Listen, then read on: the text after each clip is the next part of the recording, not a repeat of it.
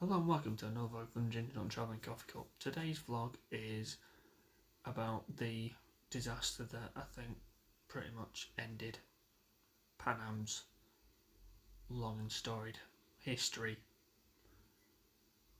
It's about the Lockerbie disaster, which happened on the 21st of December 1988.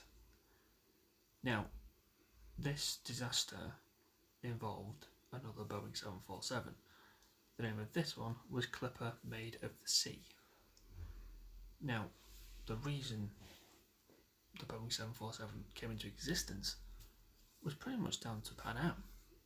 Their owner and maker, One Trip, wanted an aircraft bigger than what he already had for his passengers and clientele and such like.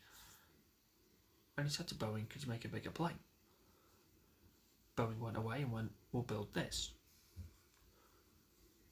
It's probably one of the greatest success stories that Boeing's ever had.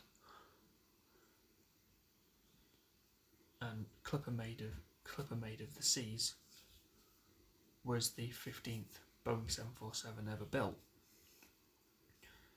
Now, Pan Am Flight 103, which is the flight number of this trip that the plane was on, originally started in Frankfurt, Germany, and that plane flew into Heathrow. The baggage from that plane, which is a Boeing 727, which no longer fly, was put through Heathrow and onto the Boeing 747. And this 747 flight was Heathrow to JFK to Detroit. Quite a long flight, but that's what that plane was built for. And on board the flight were 243 passengers and 16 crew, including the pilot, co-pilot and the stewardesses. So, the plane takes off on time, heads northeast, northwestwards out of Heathrow up to Scotland, which is a route that planes take every day. And it flies no problems all the way up to the Scottish borders.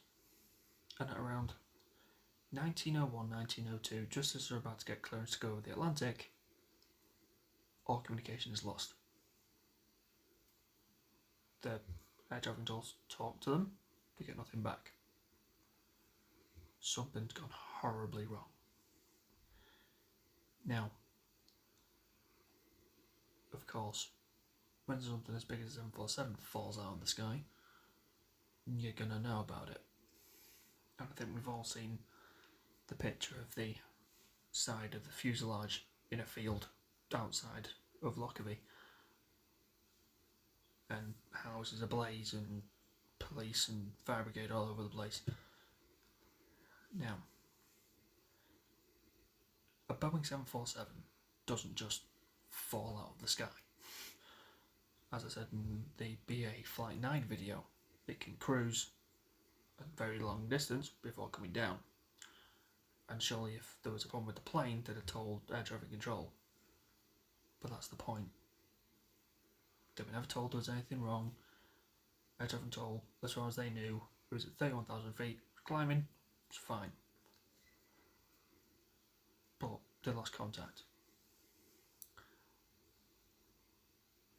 The fire brigade in Scotland are called, obviously, and what they're met with is probably a sight that no one would probably want to see in their life. Streets ablaze, bits and pieces of plane and luggage and maybe even body parts all over Lockerbie.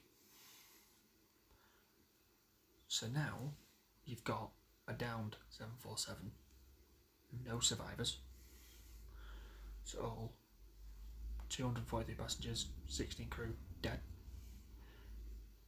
and also 11 civilians on the ground in Lockerbie.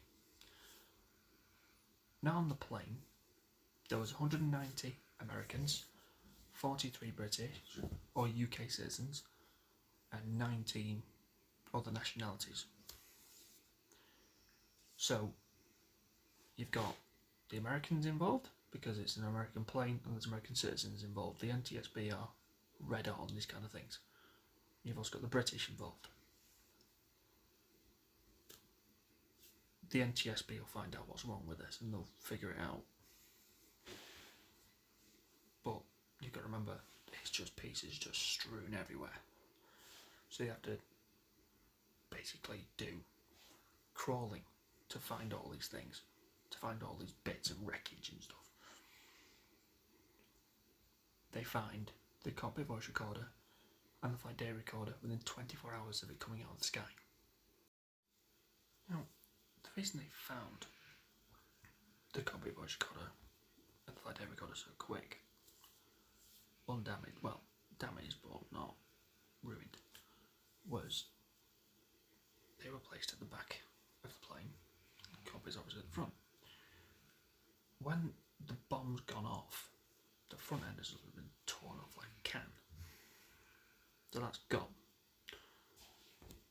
The rest of the plane has done that. Dive. And hit the ground.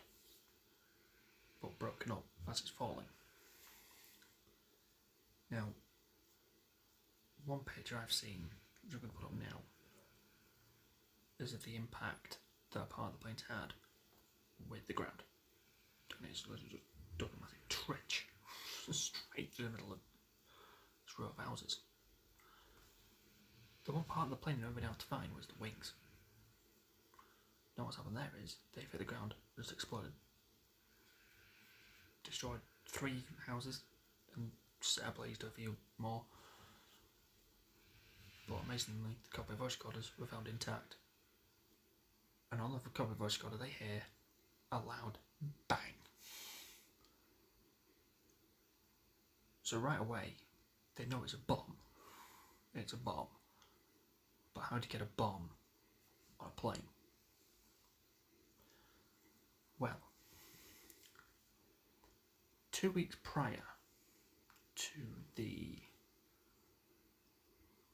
Pan Am disaster, there was a phone call made by an Arabian man to the US Embassy in Helsinki. And that phone call basically said there's going to be a bomb placed on a Pan Am flight and it's going to blow up from Frankfurt to America. And it happened. So now, they know it's a bomb. Well, what caused it? Where was this bomb? And they find fragments of a cassette player. Now, living in the year 2021, cassette players are not extinct, but they're not as well publicised as they were back then. The make of this cassette player was a Toshiba bomb box. And they were able to say, this is what the bomb was in.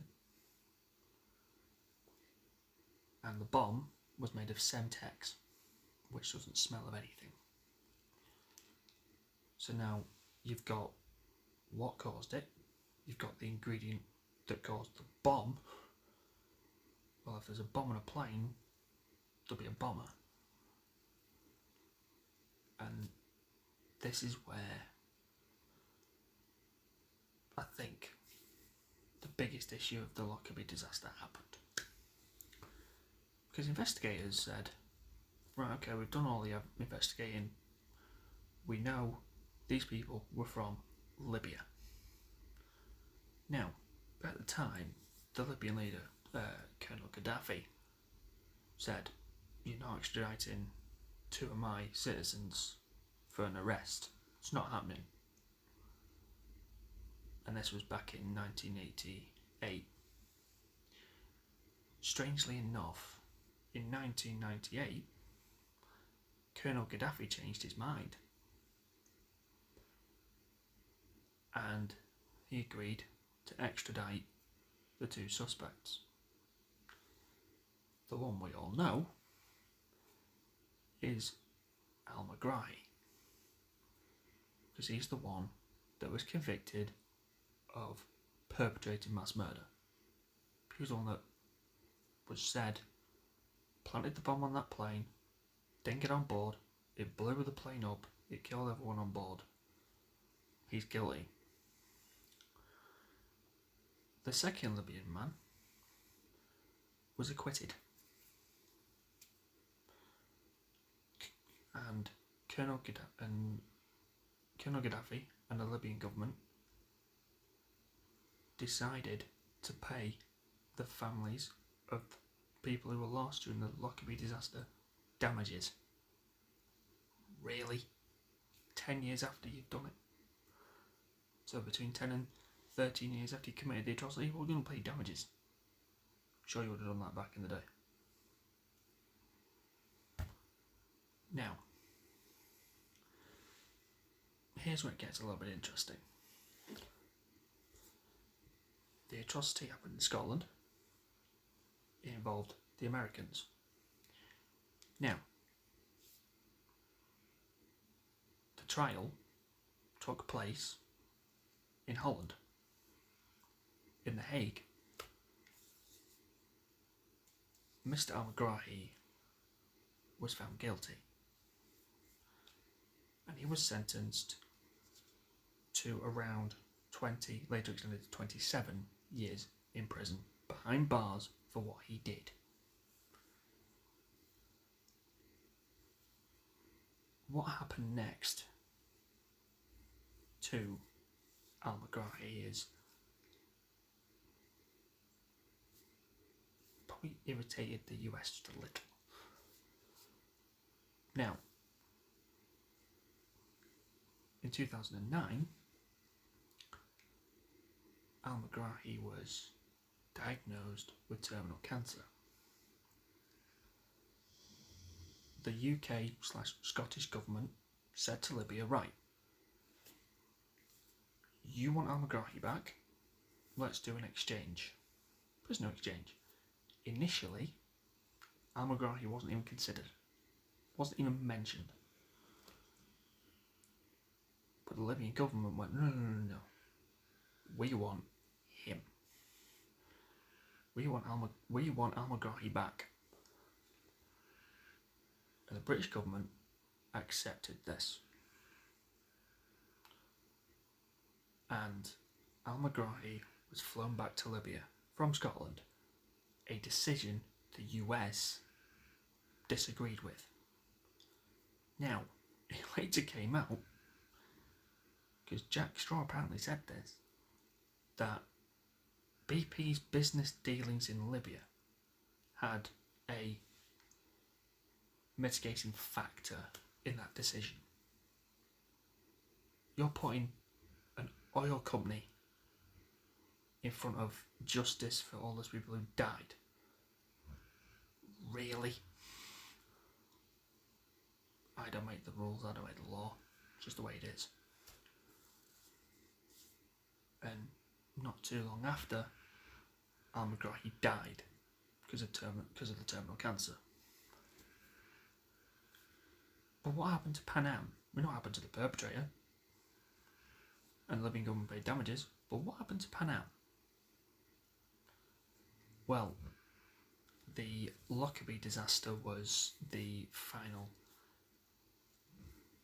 It was the final curtain call really for Pan Am, because just over 2.5 years later, they filed for bankruptcy.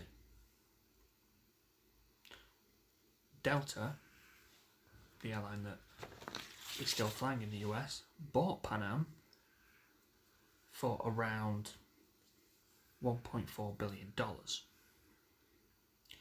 Quite a lot of money. Now, you buy an airline out of bankruptcy for that amount. Going through bankruptcy court, Pan Am wanted to get back in business. They wanted to become their own airline again, and that would be that. Except they were losing £3 million a day. Per day. Now, I'm no mathematical genius, But even I can see that's a lot of money to be losing per day. So what happened was, the December of that year, which was around 1991, Delta made a phone call to Pan Am's head office, and they basically said, shut the operation down. Can it? No. We give up. We surrender, basically. We're not covering your cash advances. Shut the whole thing down. So, that's what they had to do. Pan Am ceased operation in 1991, and they've not been back since. There was a start-up company by someone under the Pan Am name. That didn't last too much long. Very long at all, maybe even a year, if that. But the Pan Am name is consigned to history. A bit like the plane that it brought into existence. It just happened 30 years apart-ish. And that is the story of the Pan Am 103 disaster and the subsequent aftermath. I do hope you enjoyed today's video. If you did, please like, share, comment, and also hit the subscribe button, hit the notification bell as well to help the channel. And I do hope to see you all in the next one.